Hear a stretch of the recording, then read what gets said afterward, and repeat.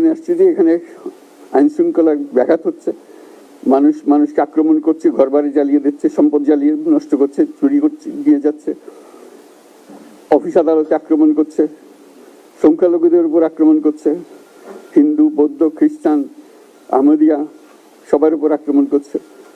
এগুলো হলো ষড়যন্ত্রের অংশ, এগুলো আমাদের বিষয় না। আমাদের কাজ হলো এটাকে রক্ষা করা, সবাইকে রক্ষা করা, এটাকে প্রতিটি মানুষ আমাদের ভাই, আমাদের বোন, তাদেরকে রক্ষা করা এবং আমাদের একটা শৃঙ্খলা ফিরিয়ে আসা। এগুলো হলো অগ্রগতির বড় শত্রু।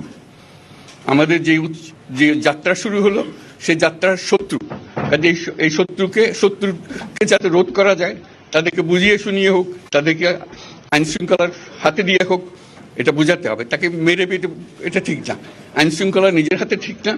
তাকে আমাদের আইন শৃঙ্খলা বাহিনী এমন হতে হবে